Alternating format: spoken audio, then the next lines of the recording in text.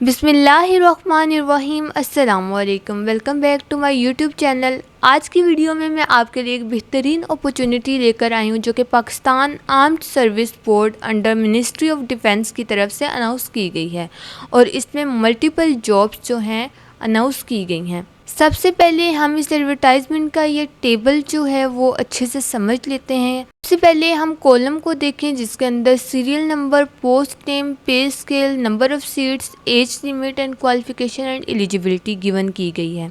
मैं आपको post wise explain करूंगी और आसान लफ्ज़ों में ताकि आपको अच्छे से समझ आ जाए। नंबर 1 पोस्ट है असिस्टेंट की जिसका जो स्केल है वो 15 है। इसकी नंबर ऑफ वैकेंसीज जो हैं वो 7 आई हुई हैं। एज लिमिट की बात करें तो आपकी एज मैक्सिमम 50 इयर्स तक होनी चाहिए।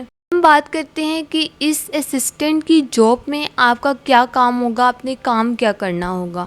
आपने ऑफिस का रिकॉर्ड मैनेज करना होगा, फाइलिंग करनी होगी और डॉक्यूमेंट संभालने होंगे।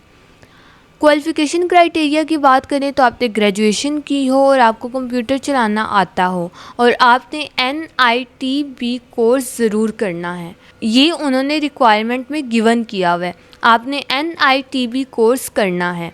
नेक्स्ट पोस्ट है UDC की अपर डिवीजन क्लर्क की जिसका स्केल 13 है। नंबर ऑफ वैकेंसीज 6 हैं और इसके लिए आपकी एज जो है वो ज़्यादा से ज़्यादा 45 ईयर्स तक होनी चाहिए। में जो आपका काम होगा वो डाटा एंट्री करना एंड रिकॉर्ड मैनेजमेंट करना, ये आपका काम होगा। इसके लिए भी आपने NITB कोर्स करना ज़रूरी है, ये उन्होंने रिक्वायरमेंट में गिवन किया हुआ है।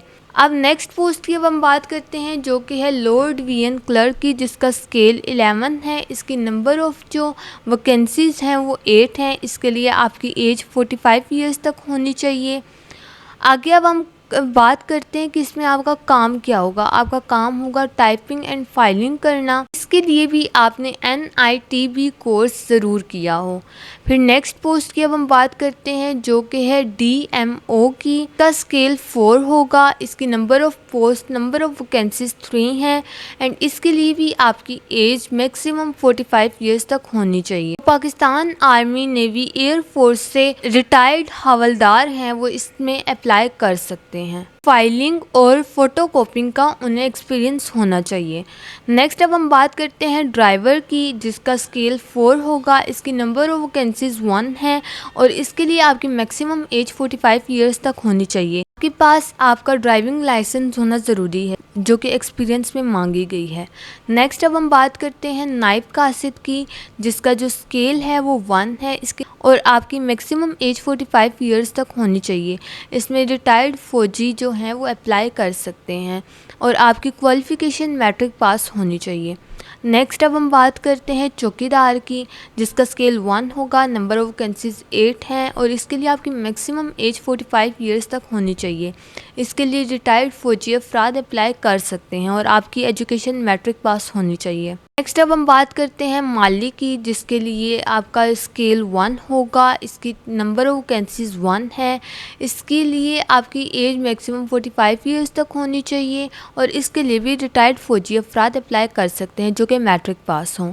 फिर सेंट्री वर्कर की बात करते हैं जिसका स्केल 1 होगा। नंबर ऑफ़ वैकेंसी 1 है।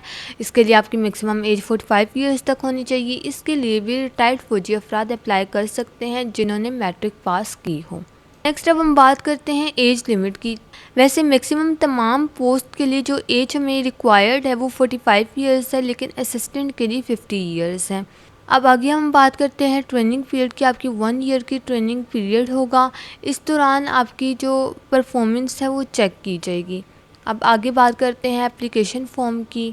आपने इस फॉर्म को फुलफ़िल करना है और अपना name, father name, CNIC, education, medical and character certificate, तमाम चीज़ें फॉर्म फिल करते वक्त ध्यान से आपने उन्हें देनी है। आगे अब हम बात करते हैं इंपॉर्टेंट इंस्ट्रक्शंस की। ओनली शॉर्ट लिस्टेड कैंडिडेट को कॉल की जाएगी। गवर्नमेंट एम्प्लॉय प्रॉपर चैनल के थ्रू अप्लाई करेंगे और आपने विदिन 15 डेज़ के अंदर अप्लाई करना है और टेस्ट और इंटरव्यू के लिए कोई TA DA नहीं दिया जाएगा। नेक्स्ट अब हम बात करते हैं सैलरी की। 15 स्केल के लिए पे जो होगी वो ज़्यादा होगी और स्केल के हिसाब से आपको पे मिलेगी। ये एक सरकारी नौकरी है जिसमें ऑफिस काम, ड्राइविंग, सिक्योरिटी, सफाई सब के लिए अलग अलग पोस्ट हैं। अगर आपको किसी भी चीज़ में कन्फ्यूजन है तो आप मेरे से कमेंट करके पूछ सकते हैं।